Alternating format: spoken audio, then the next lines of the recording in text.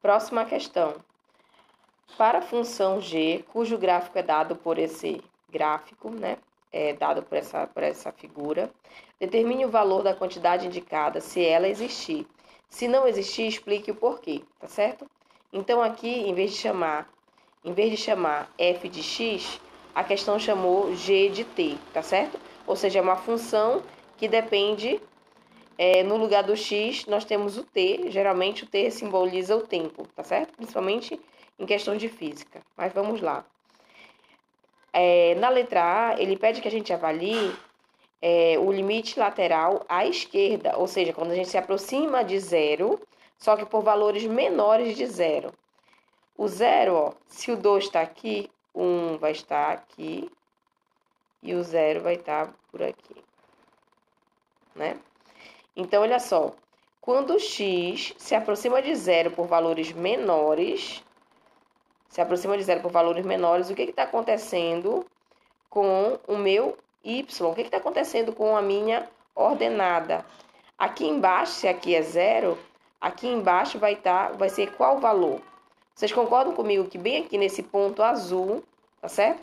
Quando a gente vem se aproximando do zero, o que está acontecendo com o y, com a ordenada? Ela está se aproximando de quem?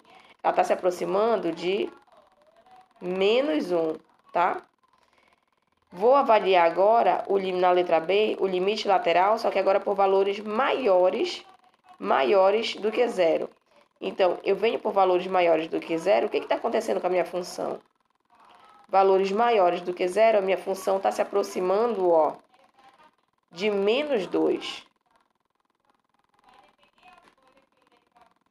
Menos 2, porque olha, se aqui é zero, aqui vai ser menos 1, menos 2.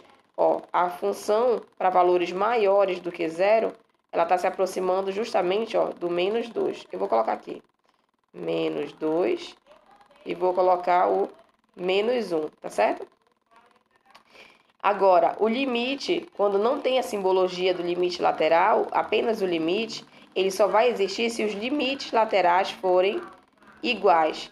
Nesse caso, eles são diferentes. Então, nós dizemos que o limite não existe, tá certo? Vamos agora para a letra D. Vamos avaliar o que está acontecendo com o limite da função quando a função se aproxima de 2, só que por valores... quando t se aproxima de 2, só que por valores menores. Vou me aproximar aqui do 2. O que está acontecendo com o gráfico da função até chegar em 2, só que por valores menores? A imagem está se aproximando de quanto? Também está se aproximando de 2. Então, o limite lateral aqui vale 2. O limite lateral de t da função, quando a gente se aproxima de 2, quando t se aproxima de 2, só que para valores maiores, o que está acontecendo com o gráfico? O gráfico está se aproximando de quanto? O t está se aproximando de 2, mas o y está se aproximando de quem? O y está se aproximando de 0. Então, o y está se aproximando de 0. Então, o limite lateral da função g de t, quando t se aproxima de 2, só que para valores maiores, vai ser igual a 0. Vou olhar agora o limite lateral, tá certo? Agora não temos mais o limite lateral, desculpa. Nós só queremos o limite da função quando t se aproxima de 2. E aí nós temos que avaliar os limites laterais. Limite lateral à esquerda deu 2 e o limite lateral à direita deu 0. Então, o limite, se os limites são diferentes, então apenas o limite não vai existir, tá certo?